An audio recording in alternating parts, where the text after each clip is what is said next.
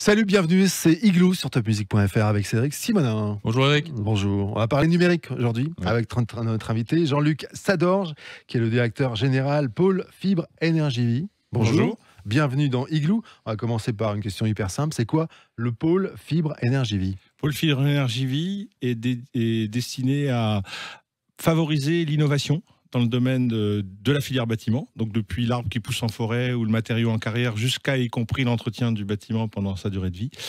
Et donc notre boulot, c'est de faire en sorte que les entreprises travaillent ensemble pour développer des projets innovants, pour accélérer les transitions énergétiques et écologiques. Vous connaissez Cédric Simonin, vous savez qu'il a toujours des questions à poser. Très bien, c'est pour ça qu'il vous a invité, d'ailleurs. Exactement. Donc vous savez qu'Eric, le bâtiment continue sa lente révolution. Aujourd'hui, on va parler du numérique dans le bâtiment. C'est un vaste sujet. De la construction neuve à la rénovation, de la maquette numérique aux objets connectés, le secteur du bâtiment est pleinement concerné par la transformation digitale. Les pouvoirs publics soutiennent pleinement la transition numérique dans le bâtiment afin d'améliorer le confort d'usage et la qualité de vie dans les logements, les écoles ou encore dans les bureaux. Alors, Jean-Luc Sadorge, le numérique dans le bâtiment, en quoi ça consiste? Alors, il y a plusieurs entrées, comme vous venez de le dire. La première d'entre elles, donc, c'est ce qu'on appelle la maquette numérique. Donc, ça va nous permettre de concevoir le bâtiment, de pouvoir faire des simulations sur la façon dont il va se comporter dans le temps, de façon numérique, bien entendu.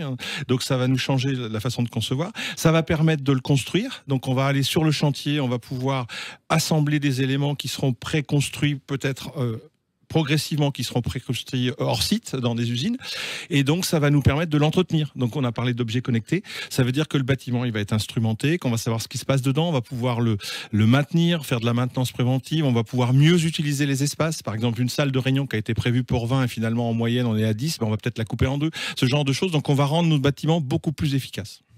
Est-ce que cette maquette numérique, elle s'adresse à tout type de logement, à tout type de bâtiment?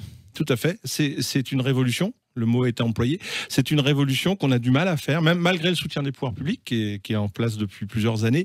On n'arrive pas parce c'est pas dans notre culture. Et donc c'est difficile. C'est pour ça que le pôle s'y emploie, parce qu'on pense vraiment que cette révolution est très importante. Elle est très importante parce qu'on va faire des bâtiments qui vont consommer moins d'énergie. Ça, c'est la première des choses. Aussi, qui seront plus confortables, qui seront plus pratiques, mais surtout qui vont consommer moins d'énergie. Et c'est vraiment essentiel dans le cadre de la lutte contre le changement climatique. Quand vous dites c'est pas dans nos habitudes, est-ce que dans d'autres pays, c'est quelque chose qui est déjà utilisé? C'est surtout utilisé dans d'autres filières. Toutes les filières sont passées au numérique, toutes sans exception, sauf nous. Même les pêcheurs, malheureusement pour les poissons, utilisent beaucoup le numérique et donc ils savent trouver des bancs de poissons. Et nous, dans le bâtiment, on dit toujours que le bâtiment c'est juste avant la pêche, mais c'est pas le cas aujourd'hui. Et donc dans le numérique, et parce que c'est des habitudes, c'est une culture. Alors en France, ça va trop lentement, de mon point de vue, ça avance. Je veux pas dire qu'il se passe rien, mais ça va beaucoup trop lentement de mon point de vue. Et enfin pas que du mien, de tous ceux qui s'intéressent à ce sujet. Mais dans les autres pays, c'est pas forcément beaucoup mieux. Il faut savoir que, par exemple, en Allemagne, qui nous est très proche, ils sont à peu près comme nous. Ça va un peu plus vite en Angleterre parce qu'ils ont rendu obligatoire le passage à la maquette numérique au moins sur les bâtiments publics. Donc ça booste le truc.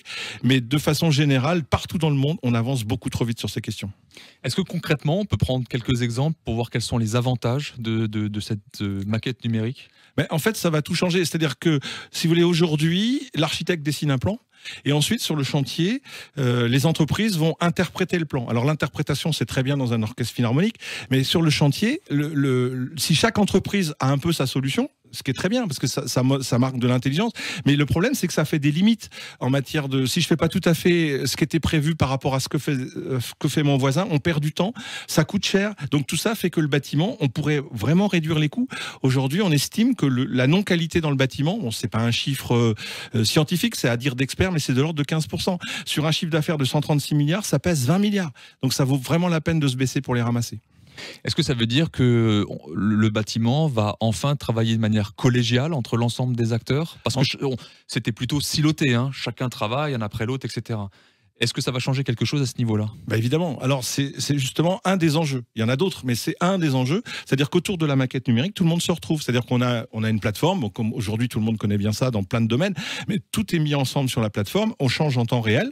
Quand je dis en temps réel, le projet peut changer plusieurs fois par jour. Si quelqu'un a changé quelque chose, tout le monde le voit immédiatement. Il peut changer sa propre. Donc ça va tout changer parce qu'on va concevoir ensemble.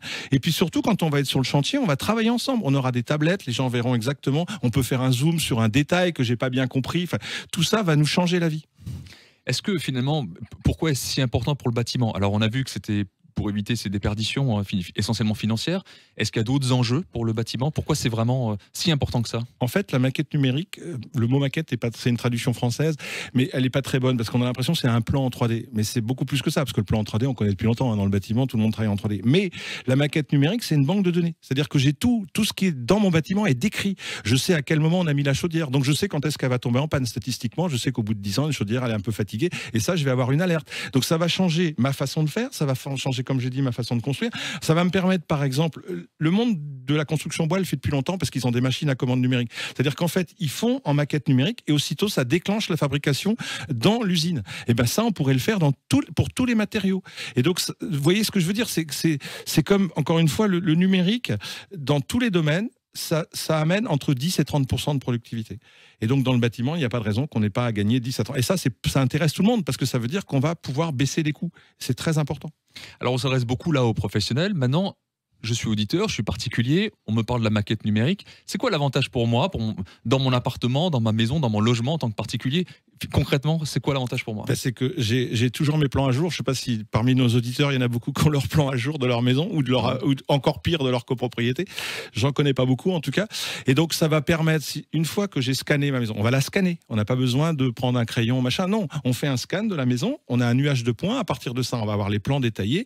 Et donc ça va permettre d'avoir, je mets ça, je stocke ça sur le cloud quelque part. Et à n'importe quel moment, j'ai un gars qui est à une entreprise qui doit venir chez moi. Je le mets en lien avec la maquette, il va pouvoir me faire un bordereau de prix. Il n'a pas besoin de passer, de faire des mesures. Non. Et donc, si par exemple, je veux faire des rénovations chez moi, en général, très vite, j'ai 3-4 corps de métier multipliés par 3 de vie, ça fait 12 personnes qui doivent venir me voir. C'est un temps fou. Alors que si je suis en maquette numérique, ben, j'envoie ça j'envoie le fichier. Les professionnels mettent leur prix en face et j'ai mes devis en quelques jours. Donc, même pour moi, en tant que particulier, si j'ai ma maison individuelle, j'ai intérêt à la faire scanner. Aujourd'hui, il y a des gens qui peuvent faire ça pour vous. On a bien compris que c'était urgent en fait, et qu'il fallait avancer quand même assez vite. Plus on ira vite, mieux ça sera. Voilà. Merci, ça a été très très clair en tout cas. Merci Jean-Luc Sadorge, bonjour à tout le monde du côté du pôle Fibre Énergie Vie. Merci Cédric Simonin. Merci Eric. Alors l'émission elle est partout. Oui. Sur, partout. Sur Internet, évidemment. YouTube, les réseaux sociaux, ouais, en podcast, sur Deezer, sur Spotify. Voilà, ouais, partout. Elle est partout. C'est la saison 3 et de surtout Luxe. sur topmusic.fr. C'est ça. On se retrouve toutes les semaines pour Igloo, le Mac d'Alevita. Salut. Salut.